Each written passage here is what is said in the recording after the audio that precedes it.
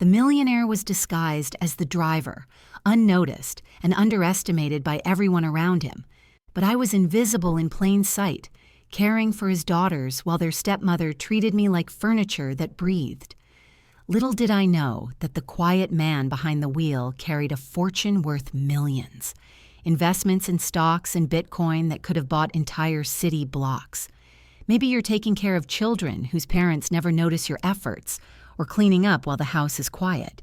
Tell me, where are you watching from, and what time is it there?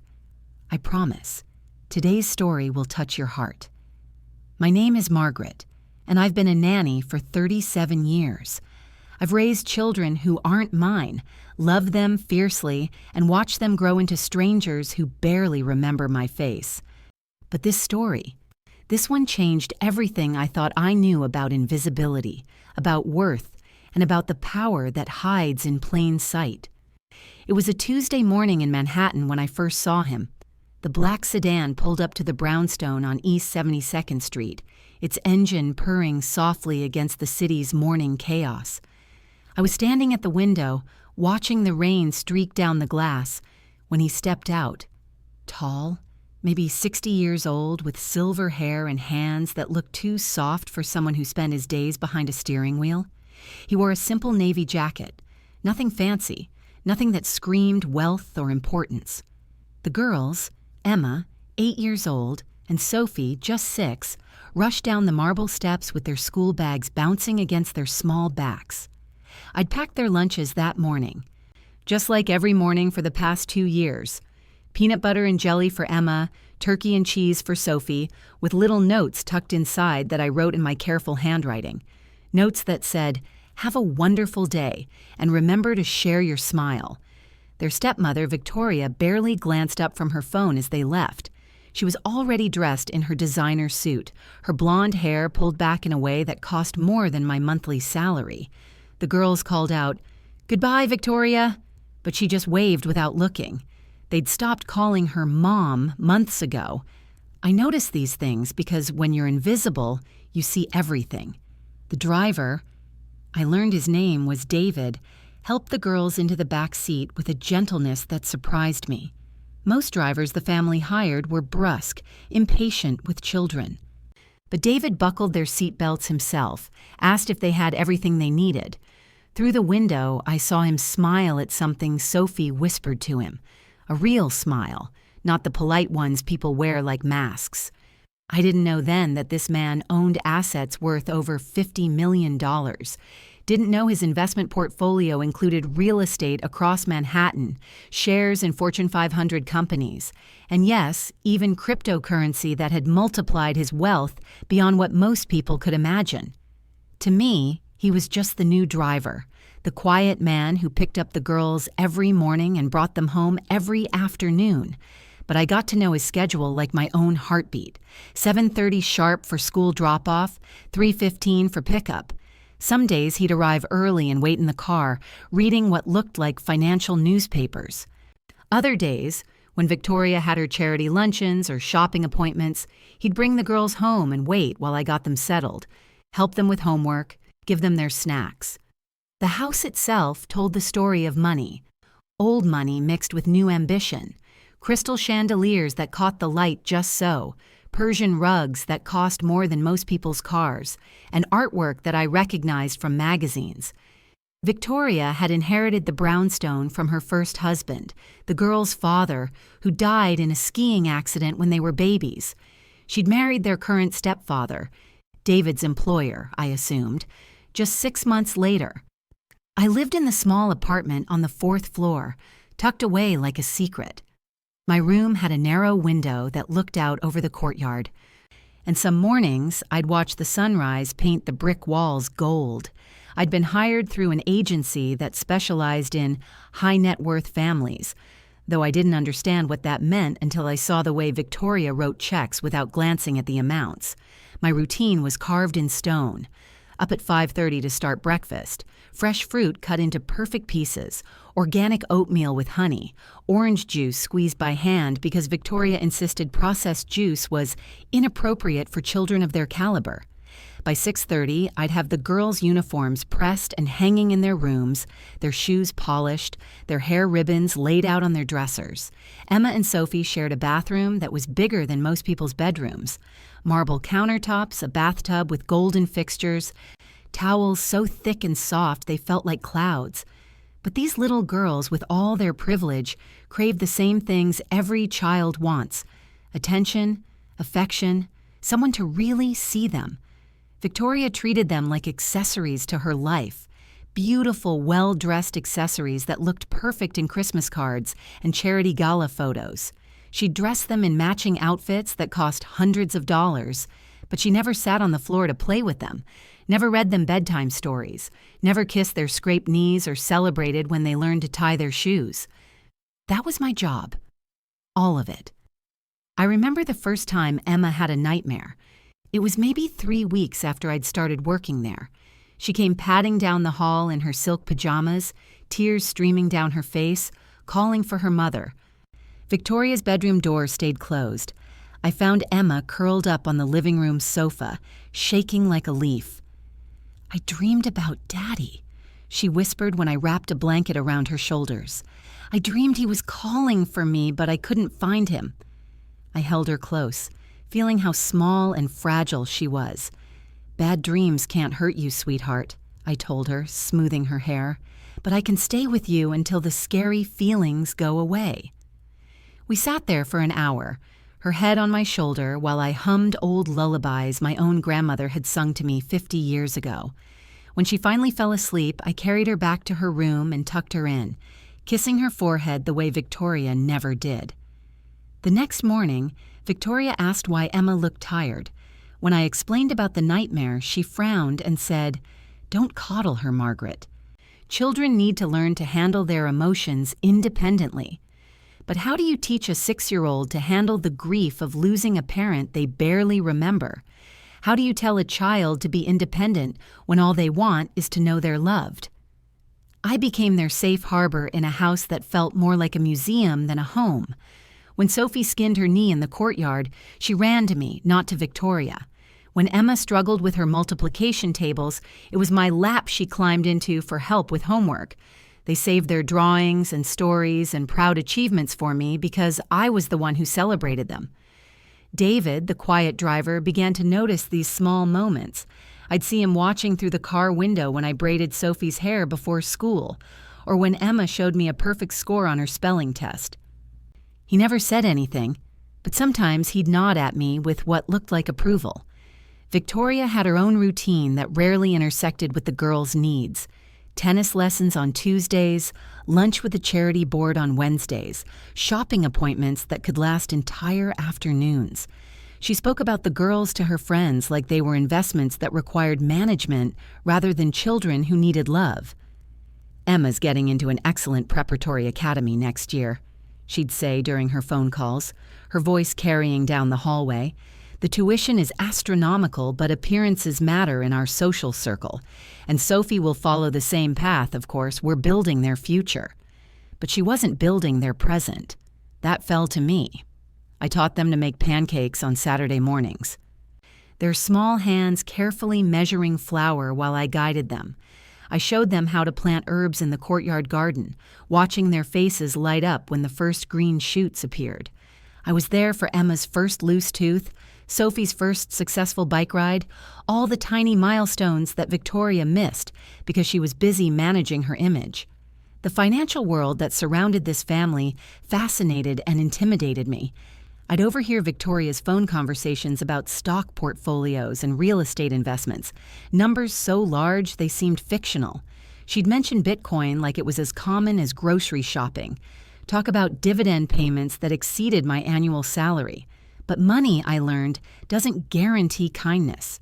It doesn't ensure that children feel loved or that loneliness gets filled. In fact, sometimes I think tremendous wealth creates its own kind of isolation, where everyone around you becomes either a threat to your fortune or a means to increase it. David continued to puzzle me. There was something about him that didn't fit the typical driver profile. His clothes were simple but well made. His car was spotless but not new. He spoke to the girls with an educational vocabulary that seemed unusual for his supposed position, and sometimes, when he thought no one was looking, I'd catch him studying the house with an expression I couldn't quite read. One afternoon in late October, Sophie came down with a fever. Victoria had a board meeting for her favorite charity, something about underprivileged children, which always struck me as ironic, and couldn't be bothered to cancel. She left me detailed instructions about calling the pediatrician if Sophie's temperature went above a certain number, as if caring for a sick child was a mathematical equation rather than an act of love. Sophie was listless and clingy, wanting to be held constantly. I spent the day on the sofa with her, reading story after story, bringing her small sips of water, checking her forehead with my hand every few minutes. When David arrived for the usual pickup time, I met him at the door to explain that Sophie was too ill for school. "How is she?" he asked, and something in his voice caught my attention. Not polite concern, but genuine worry. "Fever and chills," I said. "Nothing too serious, I think, but she needs rest and attention." He nodded slowly. "Children that age can go downhill quickly if they're not watched carefully. You're right to keep her home." The way he said it made me look at him more closely. How did a driver know so much about childhood illnesses? But before I could ask, he was heading back to his car. That evening, Victoria returned from her meeting in high spirits. The charity had reached some fundraising goal that had her practically glowing with achievement. When I mentioned Sophie's fever, she glanced toward the stairs with mild irritation. "Is it contagious? I have a dinner party tomorrow night." "I don't think so," I said carefully.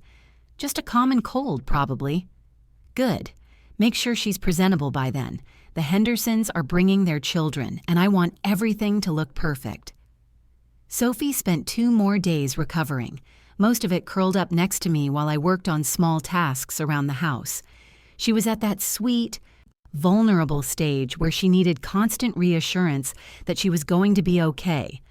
I sang to her, told her stories about brave little girls who overcame challenges. She fell asleep holding my hand. During those quiet hours, I found myself thinking about my own daughter, Sarah, who I'd lost in childbirth 25 years earlier. Sarah would have been around Emma's age now if she'd lived. Would she have had my dark eyes, my stubborn streak? Would she have loved stories and pancakes and the way afternoon sunlight painted rainbows through crystal glasses? Caring for other people's children when you've lost your own creates a complicated kind of love. It's fierce and protective, but it carries an undercurrent of grief that never quite goes away. Every milestone I celebrated with Emma and Sophie, every bedtime story I read, every scraped knee I kissed, these moments filled my heart and broke it simultaneously. The girls sensed something different about me, I think. They gravitated toward my love with an instinct that children have for recognizing authentic affection. They'd save their best drawings for me, whisper their secrets into my ear, ask if I'd still be there tomorrow and the day after that. And I always said yes, even though I had no control over how long I'd be allowed to stay in their lives. Winter arrived early that year, coating Manhattan in pristine snow that turned dirty and gray within hours. The city transformed into something magical and harsh all at once, just like the household where I worked, beautiful on the surface but cold in ways that went deeper than temperature. Victoria's social calendar intensified during the holiday season. Charity galas, cocktail parties, elaborate dinner gatherings that required days of preparation. She'd spend fortunes on flowers and catering, on gowns that cost more than most people's cars, on jewelry that sparkled like captured starlight. But she'd barely glance at the handmade ornaments Emma and Sophie created for the enormous Christmas tree in the living room. I helped the girls write their letters to Santa, listening to their careful explanations of why they'd been good that year. Emma wanted art supplies, the really good kind that real artists use.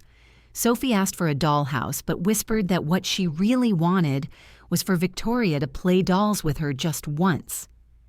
Santa can't make people love you differently, I told her gently, my heart aching for this child who wanted something no amount of money could buy. But maybe he could make Victoria want to, Sophie said with the hope that only 6-year-olds possess. David's presence in our lives became more significant as the months passed. He'd arrive a few minutes early some mornings, sitting in the car while the girls finished breakfast. Through the kitchen window, I'd see him reading newspapers. Not regular papers, but financial publications with names like The Wall Street Journal and Forbes. Occasionally, he'd make phone calls that seemed to involve large amounts of money and complex business transactions. One snowy Thursday, Emma forgot her science project in her room. I was helping her gather everything when David appeared at the front door. "Is there anything I can help with?" he asked, stamping snow from his boots on the expensive Persian rug in the foyer. Emma forgot her volcano, I explained, gesturing at the papier-mâché project she'd worked on for weeks. I was just going to grab it. "I'll get it," he said, taking the stairs 2 at a time with an energy that seemed surprising for someone his age. When he returned with the project, he examined it with genuine interest. "This is excellent work," he told Emma, pointing at the carefully constructed crater. "Did you know that some investors have made fortunes mining volcanic minerals? There's actually a whole market for rare earth elements that come from geological formations like this." Emma stared at him with wide eyes. Most adults talked down to her, but David spoke to her like she was capable of understanding complex ideas. "Are you interested in investing?" she asked with 8-year-old curiosity. David smiled. "You could say that." Investing is about recognizing value that other people might overlook. Something in the way he said those words made me pay attention. There was a weight to his statement that seemed to carry meaning beyond the surface conversation. The Christmas season brought its own challenges. Victoria planned an elaborate holiday party for December 20th, inviting everyone from her social circle who mattered. She hired a crew of decorators who transformed the brownstone into something that belonged in a magazine spread. Every surface sparkled, every corner was perfectly arranged, every detail coordinated to create an impression of effortless elegance. The girls were included in the preparations only as living decorations. Victoria had matching velvet dresses made for them, with price tags that made me dizzy. Emma and Sophie were instructed to circulate among the guests, to be charming and well-behaved, to demonstrate what beautiful, accomplished children looked like. I was told to stay in the background, available if needed but invisible to the guests. On the night of the party, I watched from the kitchen doorway as Emma and Sophie moved through crowded rooms, like small ambassadors, shaking hands with adults who seemed more interested in impressing Victoria than in actually talking to the children. David worked that night too, arriving early to help coordinate the various service providers. I noticed that several of the guests treated him with a respect that seemed unusual for someone they believed was just a driver. They shook his hand warmly, asked about his family, spoke to him with the kind of deference usually reserved for people of importance. Around 10 o'clock, both girls found me in the kitchen, exhausted from performing their roles as perfect children. Emma's feet hurt from her new patent leather shoes. Sophie's carefully arranged ringlets had fallen flat. They climbed onto stools at the kitchen island while I fixed them hot chocolate with real whipped cream. "I'm tired of smiling," Emma confessed, her voice small. "My face hurts from being polite," Sophie added, resting her head on her arms. "You did beautifully tonight," I told them, meaning it completely. "I'm proud of how kind you were to everyone." Through the kitchen window, I could see David loading gifts into his car. Expensive presents from guests who understood that generosity was a form of social currency in Victoria's world. Designer handbags, jewelry boxes, bottles of wine that probably cost more than I made in a week. But watching Emma and Sophie in the quiet kitchen, sharing hot chocolate, and finally being allowed to just be children, I realized that the most valuable things, comfort, genuine attention, unconditional love, couldn't be purchased at any price. The girls fell asleep on the kitchen stools, their heads pillowed on their arms. I was debating whether to wake them or carry them to bed when David appeared in the doorway. "The party's winding down," he said softly. "Victoria's saying goodbye to the last guests." He looked at Emma and Sophie sleeping peacefully, their faces relaxed in ways they never were during waking hours. "They're exhausted," he observed. "It's been a long day for them," I agreed. "They tried so hard to be perfect tonight." "They shouldn't have to try," David said, and there was something in his voice, anger, maybe, or sadness, that made me look at him more carefully. "Children aren't supposed to be perfect," I said. "They're supposed to be loved." David nodded slowly. "Yes, they are." He helped me carry the girls upstairs, Emma in his arms and Sophie in mine. We tucked them into their beds without waking them, pulling soft comforters up to their chins and turning on the small nightlights they still needed to feel safe in the dark. Standing in the hallway between their rooms, David and I shared a moment of quiet understanding. We were the two adults in this house who genuinely cared about Emma and Sophie's well-being, who saw them as children rather than accessories or obligations. "Thank you," he said simply, "for taking such good care of them." "They make it easy," I replied. "They're wonderful girls." "Yes, they are, and they're lucky to have you." Something in the way he said it suggested he knew more about their situation than a typical driver would. But before I could ask any questions, he was heading back downstairs to finish his duties. Christmas morning arrived with a snowstorm that transformed Manhattan into a winter wonderland. The girls woke early, excited to open presents, but Victoria slept until nearly noon, recovering from her party's success. I made breakfast and helped Emma and Sophie unwrap their gifts in the living room, surrounded by the aftermath of the previous night's celebration. Their presents were expensive and numerous. Toys that required batteries, games that came with detailed instruction booklets, clothes that would probably be outgrown before they were worn more than a few times.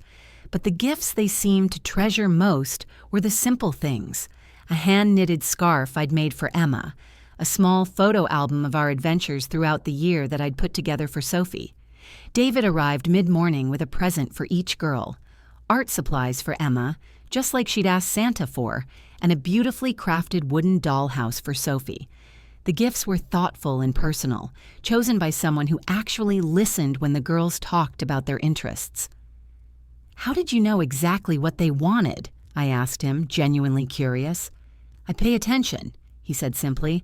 "Children tell you everything you need to know if you just listen." Victoria emerged from her room around noon, wearing a silk robe that probably cost more than most people's monthly rent. She surveyed the living room with its scattered wrapping paper and excited children with the expression of someone assessing a mildly chaotic business meeting.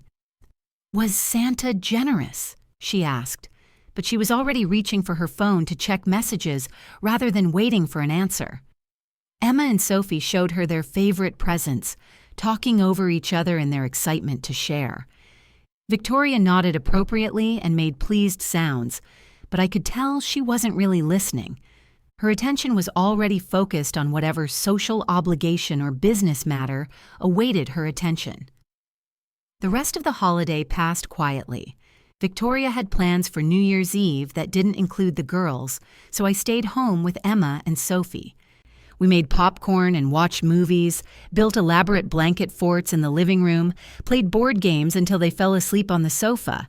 At midnight, while the city celebrated with fireworks and champagne, I stood at the kitchen window watching snow fall on the empty street. In a few hours, normal life would resume. Victoria would return to her schedule of social obligations and charity commitments. The girls would go back to school, back to their routine of seeking attention and affection from adults who were too busy or too distant to provide it. And I would continue to love them fiercely, knowing that my role in their lives was both essential and precarious. Nannies can be replaced, drivers can be dismissed, but the love we give to children, the security we help them build, the foundation of self-worth we help them develop, those things last forever, even when we're no longer there to maintain them. January brought new challenges. Victoria decided that Emma needed additional tutoring in mathematics and enrolled her in a program that met 3 afternoons a week. Sophie, not to be left out, was signed up for violin lessons and ballet classes. Both girls were suddenly busier than most adults, their schedules packed with activities designed to enhance their development and increase their competitive advantages. But neither child had been consulted about these decisions. Emma hated math and found the tutoring sessions stressful and intimidating. Sophie's small fingers struggled with violin strings, and she cried after every lesson, frustrated by her inability to master something that adults expected her to excel at immediately. "I don't want to do violin anymore," Sophie told me one afternoon, her eyes red from crying. "The teacher says I'm not trying hard enough, but I am trying. I'm trying so hard it makes my stomach hurt." "Some things take time to learn," I told her, gathering her into my arms. "And some things aren't right for everyone. That doesn't mean you're not trying hard enough." But when I suggested to Victoria that perhaps Sophie wasn't ready for violin lessons yet, she dismissed my concerns with a wave of her hand. "Nonsense," she said. "The Worthington girl started violin at 5 and she's already performing in recitals. Sophie just needs to apply herself more seriously." Children rise to meet expectations when those expectations are appropriately high. I wanted to argue that children also need time to be children, that not everything in life should be a competition or a performance. But I was just the nanny. My opinions about child rearing weren't sought or valued. David began picking up the girls from their various lessons and activities. I'd see them in the back seat of his car at the end of exhausting days, Emma slumped against the window with homework she hadn't had time to finish, Sophie clutching her violin case like a burden she was too small to carry. One particularly difficult Thursday, Sophie had a complete meltdown after violin practice. She threw herself on the floor of the foyer and sobbed with the kind of desperation that comes from being pushed beyond your limits. Victoria, who had been getting ready for a dinner engagement, stared at her stepdaughter with undisguised annoyance. "This is unacceptable behavior," she said coldly. "Sophie needs to learn to control her emotions more appropriately." But I saw what Victoria didn't, that Sophie wasn't being dramatic or manipulative. She was a 6-year-old child who was overwhelmed, overscheduled, and desperate for someone to recognize that she was struggling. I scooped Sophie up in my arms and carried her to my room, where she could cry safely without being judged or criticized. I held her while she sobbed out her frustration, her exhaustion, her confusion about why nothing she did seemed to be good enough. "I want to make everyone happy," she whispered against my shoulder, "but I don't know how." "Oh, sweetheart," I said, my own heart breaking. "You don't have to make everyone happy. You just have to be yourself, and that's already wonderful." David appeared in the doorway of my room, his expression grave. "Is she all right?" "She's overwhelmed," I said simply. "Too many activities, too much pressure." He nodded slowly. "Could I speak with you privately for a moment?" I got Sophie settled with a coloring book and followed David to the hallway. He looked troubled, like he was wrestling with a decision. "This isn't working," he said quietly. "The girls are exhausted. They're losing the joy that children should have." "I know," I agreed. "But Victoria believes she's giving them advantages." "What she's giving them is anxiety," David said, and there was a sharpness in his voice that I hadn't heard before. "Children need stability, not constant performance pressure." The way he spoke about child development, with authority and genuine understanding, struck me again. Most drivers wouldn't have opinions about educational philosophy or child psychology. But David consistently demonstrated knowledge that seemed to come from personal experience rather than casual observation. "You seem to know a lot about children," I said carefully. David was quiet for a long moment. "I have some experience with the challenges of raising kids in high-pressure environments," he said finally. "Sometimes the people with the most resources create the most problems." Before I could ask what he meant by that, Victoria called from downstairs that she was leaving for her dinner. David excused himself to go move the car, and I returned to Sophie, who had fallen asleep over her coloring book, exhausted by her emotional outburst. That night, I lay awake thinking about David's words. There was something about him that didn't add up, something that suggested his role in this household was more complicated than it appeared. But I was just the nanny, invisible in my own way, and the mysteries of the adults around me weren't mine to solve. February brought a series of small disasters that tested everyone's patience. Emma came down with strep throat and missed a week of school, falling behind in her tutoring program. Sophie accidentally broke an expensive vase while practicing ballet moves in the living room. The heating system in the brownstone malfunctioned during a particularly cold spell, leaving everyone irritable and uncomfortable. Victoria's response to these challenges was to increase control rather than show flexibility. Emma was required to make up all missed tutoring sessions during her recovery, even though she was still weak and tired. Sophie was enrolled in an additional etiquette class to improve her awareness of appropriate behavior in refined environments. The heating repair was handled by the most expensive company in the city because quality providers are essential when dealing with valuable property. I watched the girls wilt under the increasing pressure. Emma developed headaches that the pediatrician couldn't explain. Sophie started having nightmares that left her afraid to sleep alone. Both children became clingy and anxious, seeking reassurance that I gave freely, but that never seemed to be enough. David's concern for the girls became more obvious. He'd linger after dropping them off from activities, asking about their moods, their appetite, their general well-being. When Emma had a particularly bad headache, he suggested that perhaps she needed a break from tutoring. When Sophie cried after etiquette class, he asked if I thought the lesson was age-appropriate. "You're very observant," I told him one afternoon. "Most people don't notice when children are struggling." "Most people don't take the time to really look," he replied. "But these girls deserve adults who pay attention to their needs, not just their achievements." His words resonated with me because they reflected my own growing frustration. I loved Emma and Sophie desperately, but I was watching them lose their natural curiosity and joy under the weight of constant expectations. They were becoming performers rather than children, focused on meeting adult approval rather than exploring their own interests. The breaking point came in March. Sophie, now 7, wet her bed for the first time in over a year. Emma, usually an excellent student, failed a math test and burst into tears when the tutor called it disappointing performance. Both girls seemed to be regressing, their confidence eroded by months of pressure and criticism. Victoria's response was swift and harsh.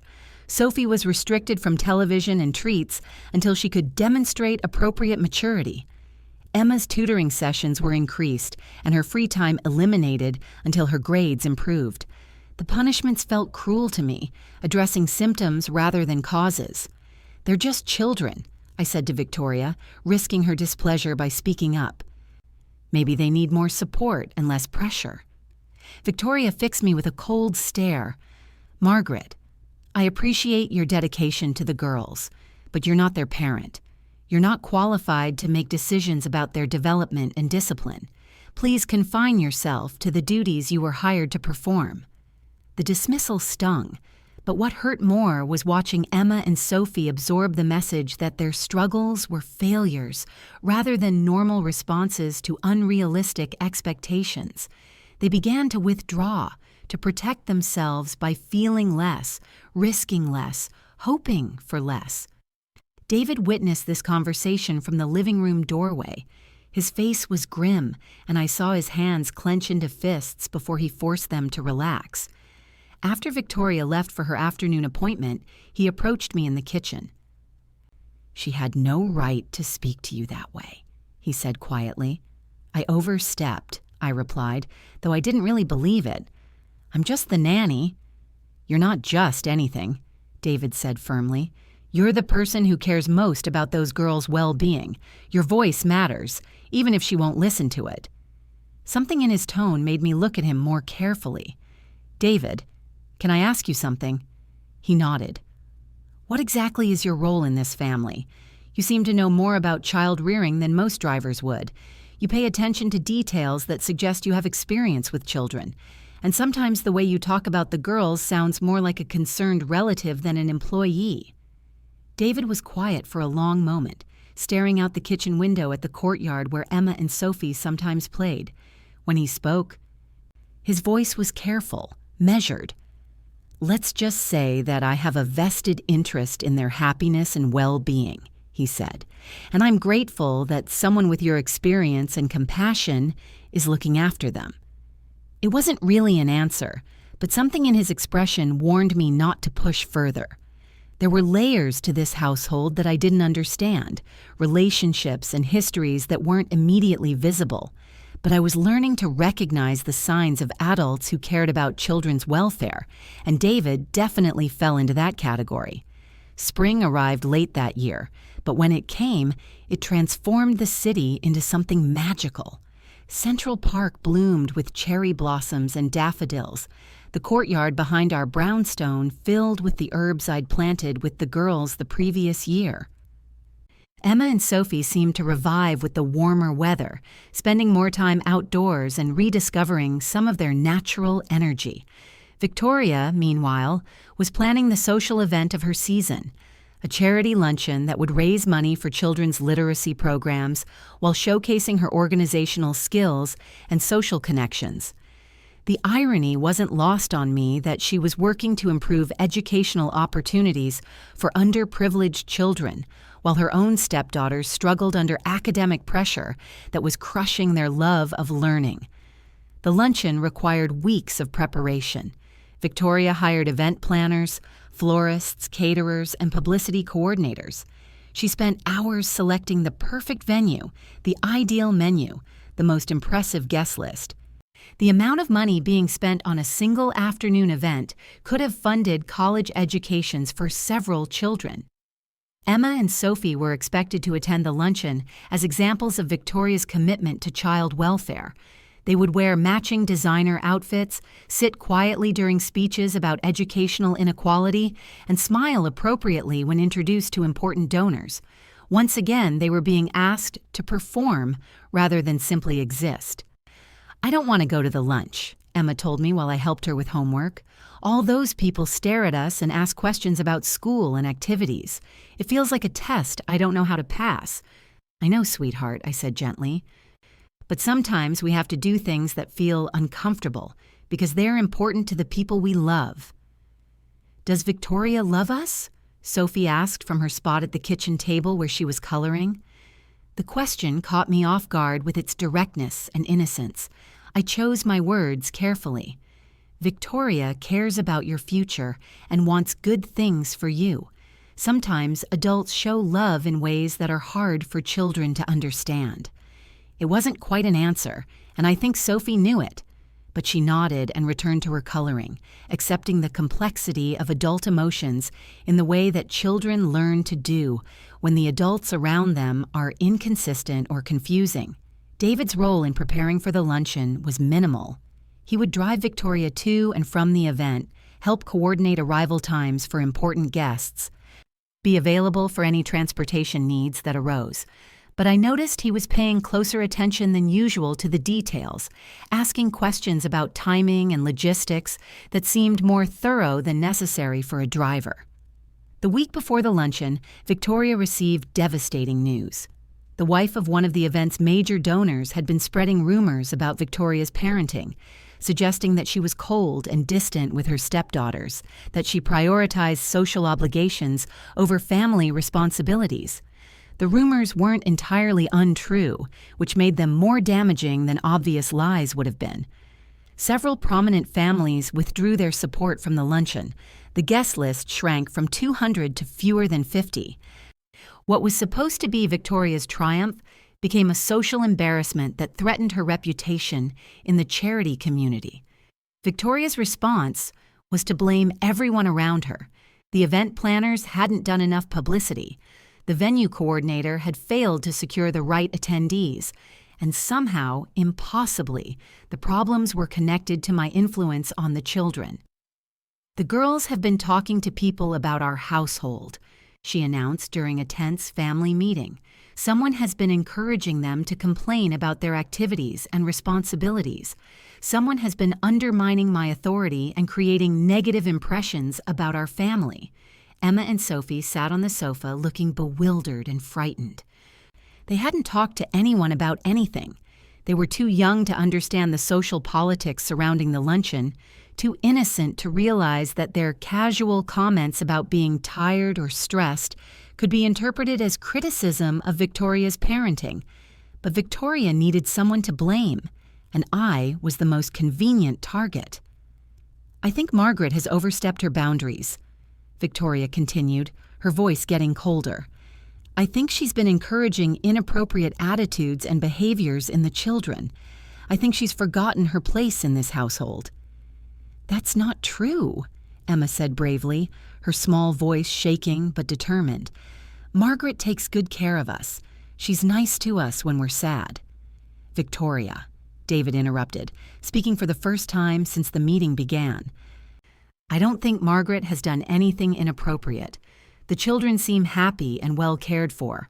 Perhaps the issue isn't with their caregiver, but with their schedule."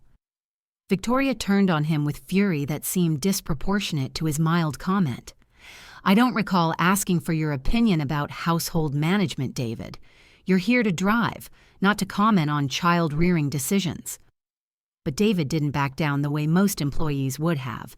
Instead, he looked at Victoria with an expression that was calm, but unmistakably authoritative.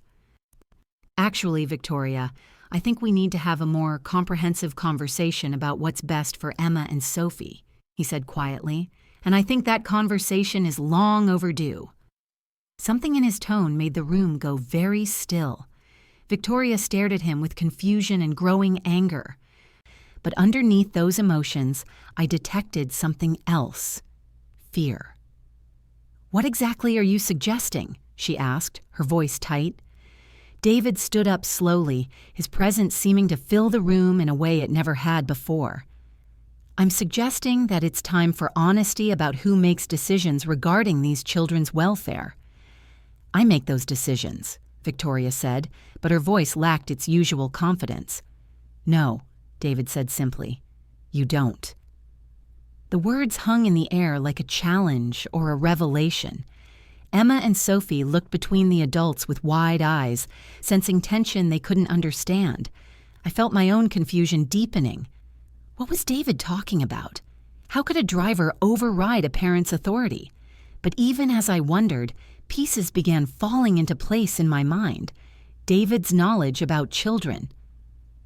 His expensive tastes disguised as simple preferences. His confidence in situations where most employees would defer, the respect he received from guests at Victoria's parties, his obvious concern for Emma and Sophie's well-being, which went far beyond professional duty. "David," I said slowly, "who are you?" He turned to look at me, and for the first time since I'd known him, his expression was completely open and honest. "I'm Emma and Sophie's grandfather," he said simply, "and I own this house, this car, and the trust funds that pay for everything Victoria considers essential to maintaining her lifestyle." The silence that followed his words was deafening. Victoria had gone pale, her mouth opening and closing without sound. Emma and Sophie stared at David with confusion and dawning recognition. And I felt the earth shift under my feet as I realized that the quiet man I'd thought was just a driver was actually the millionaire whose wealth funded this entire household. "You're our grandfather?" Sophie whispered, her voice barely audible. "I am," David confirmed, kneeling down to her level. "I'm your daddy's papa. I've been watching over you and taking care of you, even though you didn't know it was me." "But why didn't you tell us?" Emma asked, tears starting to gather in her eyes. David's own voice was thick with emotion when he answered. "Because after your daddy died, Victoria convinced me that it would be better if I stayed in the background. She said you needed stability and routine, not the confusion of too many authority figures. She said I could be part of your lives. but quietly, without disrupting the family structure she was trying to build. He looked at Victoria with an expression that mixed sadness and disappointment. I agreed, because I thought it was best for you girls. I thought Victoria understood what you needed better than I did. I thought if I just stayed close and made sure you were safe and cared for, that would be enough. But it wasn't enough, I said, understanding flooding through me. No, David agreed. It wasn't. I've watched you struggle under pressures that no children should face.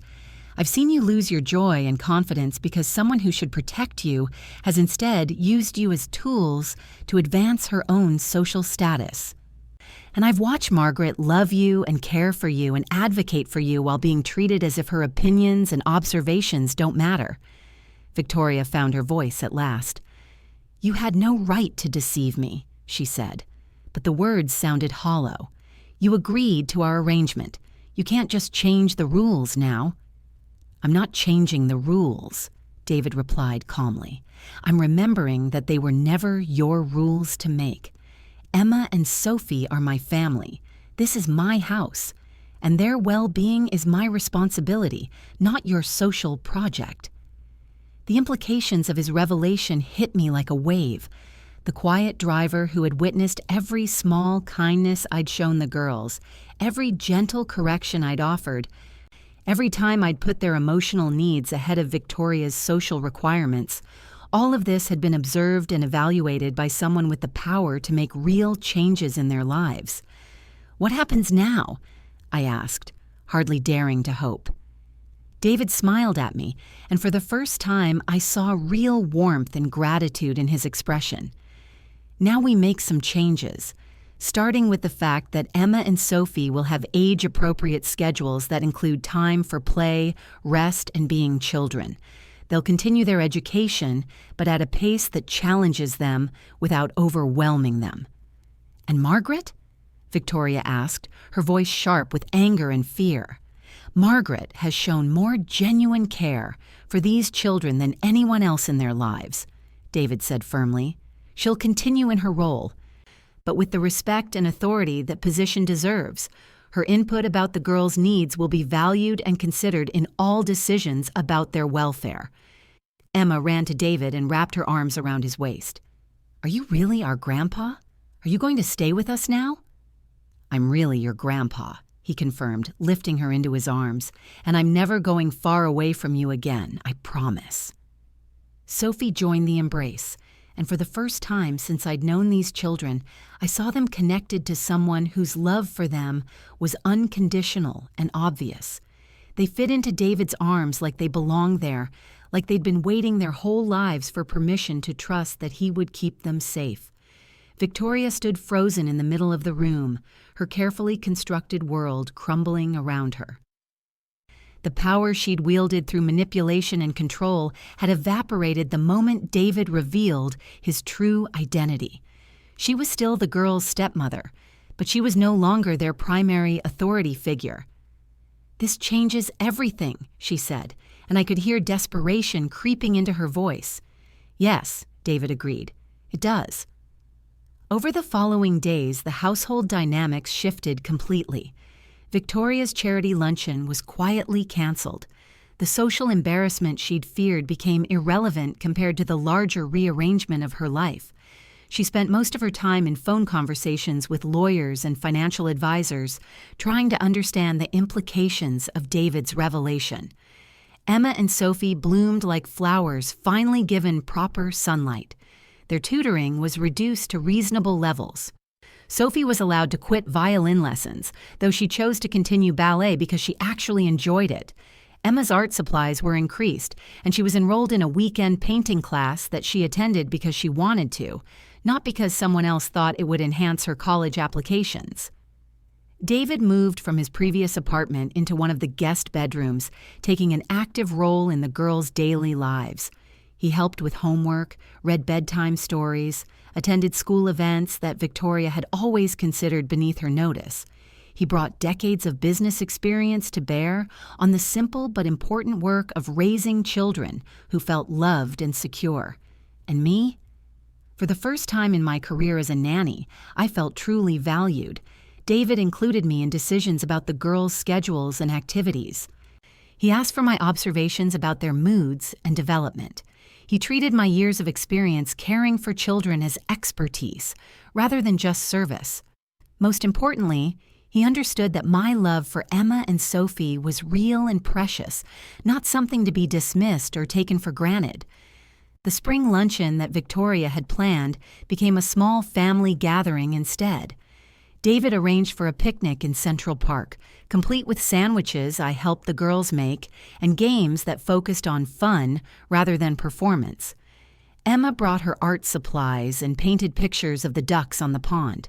Sophie practiced ballet moves on the grass, laughing when she lost her balance instead of crying about imperfection.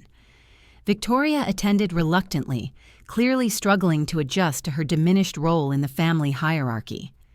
But even she seemed to recognize that Emma and Sophie were happier and more relaxed than they'd been in months. "They seem different," she observed, watching the girls play tag with David. "They feel safe," I replied simply. "Children need to know that the adults in their lives will protect them, not just manage them." Victoria was quiet for a long moment. "I thought I was giving them advantages," she said finally. "I thought intensive education and social exposure would prepare them for successful lives." "Success isn't just about achievement," I told her gently. "It's also about resilience, confidence, and the ability to form healthy relationships. Children develop those qualities through experiencing unconditional love, not constant evaluation." It wasn't a conversation I would have dared to have with Victoria just weeks earlier. But David's support had given me the confidence to speak truthfully about what I'd observed, to offer my perspective as someone who had spent years studying the ways children thrive or struggle. Summer arrived with its promise of longer days and easier schedules. David enrolled the girls in a day camp that emphasized creativity and outdoor activities rather than academic acceleration. They came home dirty and exhausted and radiating joy in ways I hadn't seen since they were much younger. Victoria gradually found her footing in the new family structure. She couldn't control Emma and Sophie the way she had before, but she discovered that she could simply enjoy them. She started attending their camp performances, not as networking opportunities, but because the girls genuinely wanted her there. She even joined me in the kitchen occasionally, learning to make the simple foods that children actually prefer over elaborate adult cuisine. The changes weren't easy for her. Giving up control is difficult for anyone, but especially for someone who had used that control to define her worth and purpose. But Victoria was intelligent enough to recognize that the girls were happier, healthier, and more connected to their family than they had been under her rigid management system. David and I developed a partnership that felt both professional and deeply personal. We were united in our commitment to Emma and Sophie's well-being, and we shared the day-to-day observations and decisions that go into raising children. He valued my insights about their emotional needs. I learned from his business experience how to think strategically about their long-term development. Most importantly, we both understood that loving children means seeing them as individuals rather than projects, people with their own personalities and preferences, rather than blank slates to be shaped according to adult ambitions. One evening in late June, as I was tucked Emma and Sophie into their beds, Sophie asked me a question that took my breath away. "Margaret, are you going to stay with us forever?" The question spoke to my deepest fears about working as a nanny, that my love for the children in my care was temporary and conditional, subject to the whims and decisions of people who might not understand its value. "I hope so, sweetheart," I said honestly. "I love you and Emma very much, and I love taking care of you." "We love you too," Emma added sleepily. "You're like our real mom." The words hit me like a gift and a wound simultaneously. I had loved these children as if they were my own, had given them the maternal attention and affection they'd been missing, but I also knew that claiming the role of real mom was complicated by the presence of Victoria and by my own history of loss. David appeared in the doorway, having overheard the conversation. "Margaret is part of our family," he told the girls firmly, "not because of her job, but because of her love. And family doesn't end when circumstances change." His words gave me something I'd never had before in any position: security. Not just financial security, though David had significantly increased my salary and benefits, but emotional security, the knowledge that my relationship with Emma and Sophie was valued and protected by someone with the power to ensure its continuance. That night, I sat in my room writing in the journal I'd kept throughout my years as a nanny. I wrote about the transformation I'd witnessed in this household, the ways that honesty and priorities focused on children's actual needs had changed everything. But I also wrote about my own transformation. For the first time in my career, I felt like I was more than just hired help. I was a respected member of a family, someone whose observations and opinions mattered, someone whose love was recognized as genuine and valuable. I wrote about Emma's growing confidence in her artistic abilities, no longer constrained by pressure to excel in subjects that didn't interest her. I wrote about Sophie's return to childhood silliness and wonder, her willingness to try new things without fear of disappointing adults. I wrote about Victoria's gradual discovery that children could be sources of joy rather than just responsibilities to manage. And I wrote about David, the millionaire who had disguised himself as a driver because he loved his granddaughters enough to stay close to them, even when it meant accepting a diminished role in their lives. His deception had been an act of love, his revelation an act of courage. Looking back on those months of change, I realized that all of us, Emma, Sophie, Victoria, David, and me, had learned something important about the difference between caring for children and truly loving them. Caring can be duty or obligation. Love requires seeing children as complete human beings worthy of respect, attention, and protection. The summer passed peacefully, filled with simple pleasures that had been missing from the girls' overscheduled lives. We plant gardens in the courtyard, read books under shady trees, built elaborate blanket forts in the living room. Victoria joined these activities sometimes, rediscovering her own capacity for playfulness.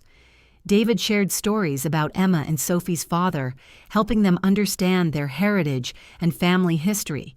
He showed them photographs and letters, taught them family traditions that had been lost in the chaos following their father's death. The girls absorbed these connections to their past with hunger, having been starved for authentic family identity. In August, just before the start of the new school year, David made another announcement that surprised everyone. "I've been thinking about our living situation," he said during a family dinner. "This house is large and formal, designed for entertaining rather than family life. I wonder if we might be happier in a place that feels more like a home." Emma and Sophie were immediately excited by the possibility of moving somewhere new, somewhere chosen specifically for their comfort rather than Victoria's social requirements. Even Victoria seemed intrigued by the idea of a fresh start in a setting that didn't carry the weight of past conflicts. David had found a beautiful house in Westchester, just outside the city. It had a large backyard perfect for play and gardens, a kitchen designed for family cooking rather than formal entertaining, and bedrooms that felt cozy rather than grand. Most importantly, it was a place where we could build new traditions and memories unencumbered by the complicated history of the Manhattan brownstone. The move happened in early September, timed to coincide with the girls starting at a new school that emphasized creativity and individual development over competitive achievement. Emma was enrolled in art classes that challenged her abilities without overwhelming her schedule. Sophie found a ballet studio that focused on joy in movement rather than technical perfection. I helped the girls pack their belongings, making careful decisions about what to keep and what to leave behind. They chose to bring their favorite books, their art supplies, their most cherished stuffed animals, but they left behind the elaborate designer clothes that Victoria had chosen for them, preferring comfortable play clothes that could get dirty without causing anxiety.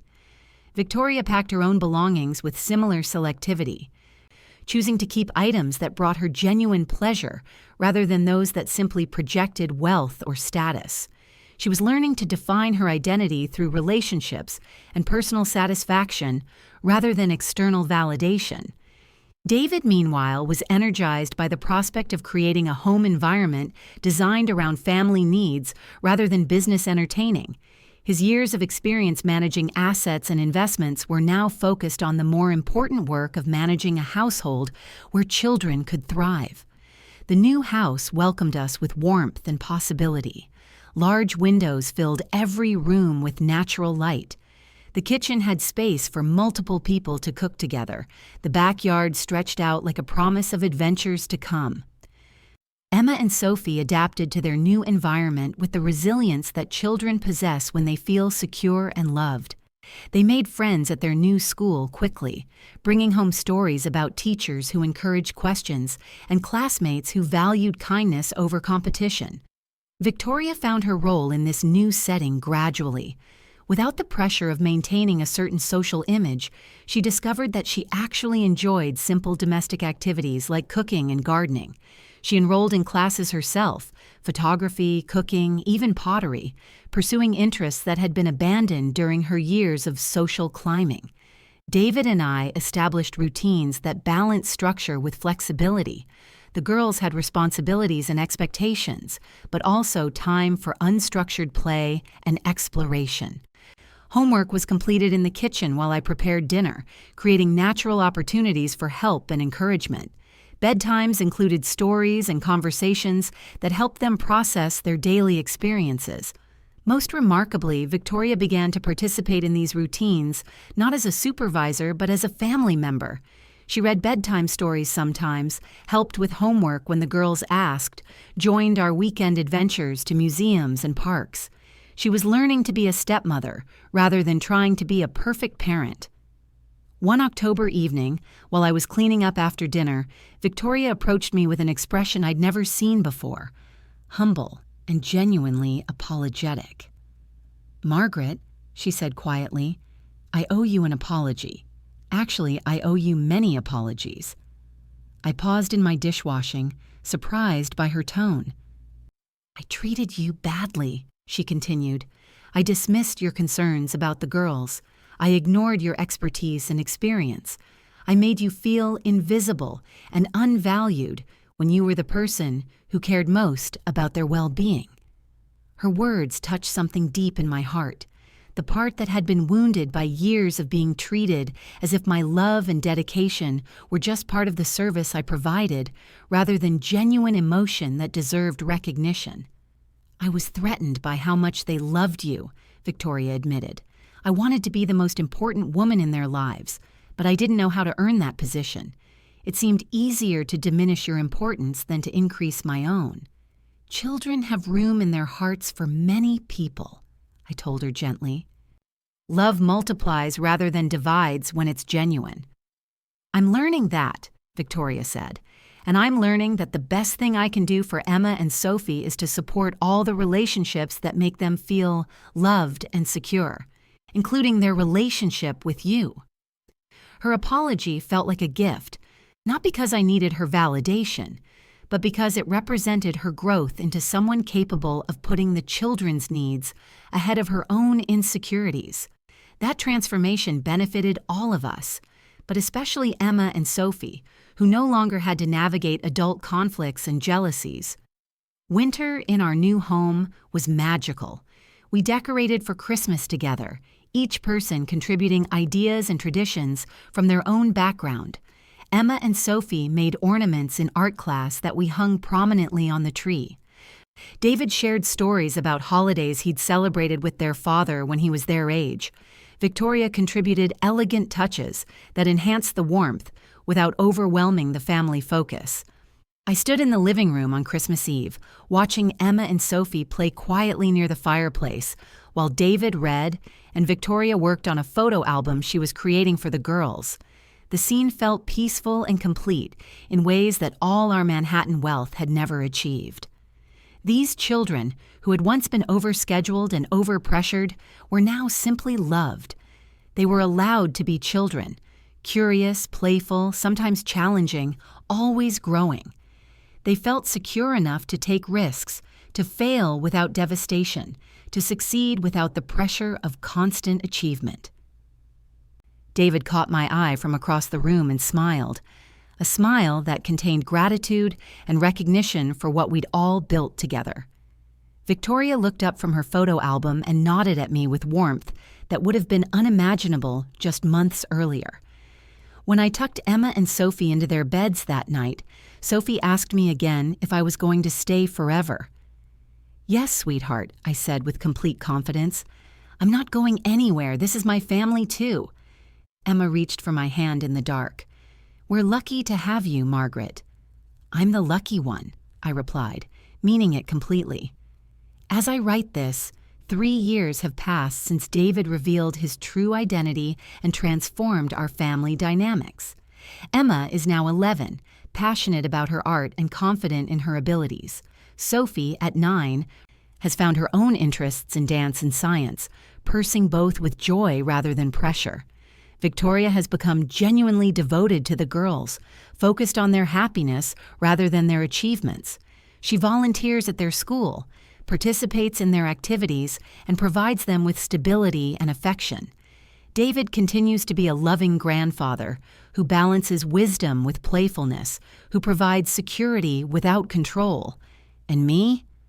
I found something I never expected in my years as a nanny, a permanent place in a family that values what I have to offer. I'm no longer invisible or easily replaceable. I'm Margaret, the woman who loves Emma and Sophie unconditionally, who knows all their fears and dreams, who will be part of their lives for as long as they need me. But somehow, the larger question isn't about me at all. It's about the children. All the children in households where wealth can't buy love, where social ambition overshadows emotional needs, where the people who care most deeply are often valued least. Emma and Sophie were fortunate. They had a grandfather with the power and determination to change their circumstances. They had a stepmother who was ultimately willing to grow and change. They had each other, and they had me. But what about the other children? What about the boys and girls in households where nannies and caregivers are treated as invisible, where their love is taken for granted, where their observations about children's needs are dismissed as unqualified interference? I think about this often as I watch Emma and Sophie thrive in an environment that prioritizes their well-being over appearances. Every child deserves adults who see them as individuals worthy of respect, attention, and unconditional love. Every child deserves to feel safe enough to be themselves, to make mistakes, to grow at their own pace. The women who care for these children, nannies, housekeepers, grandmothers, teachers, often understand this better than the parents who employ them. We see the daily reality of children's emotional needs. We witness their struggles and celebrate their small victories. We know when they're overwhelmed, when they're scared, when they need comfort more than achievement. Our voices matter. Our observations are valuable. Our love is real and important, even when it's not acknowledged or appreciated. If you're caring for children right now, whether they're your own or someone else's, trust your instincts about what they need. Advocate for their well-being even when it's difficult. Protect their childhood, even when others want to rush them toward adult achievements. And if you're in a position where your care and concern are dismissed or undervalued, remember that your worth isn't determined by other people's recognition. Children know who loves them. They remember who made them feel safe, who listened to their fears, who celebrated their joy. You matter more than you realize. Have you ever found yourself loving someone else's child as if they were your own? Tell me your story in the comments. If this touched your heart, like and subscribe. It helps reach another woman who pours her love into caring for children with dedication and grace. To continue this emotional journey, we've prepared a special podcast filled with stories just as moving. You can find it here by clicking on the left. Thank you for joining me on this journey of the heart. I'll see you in the next story.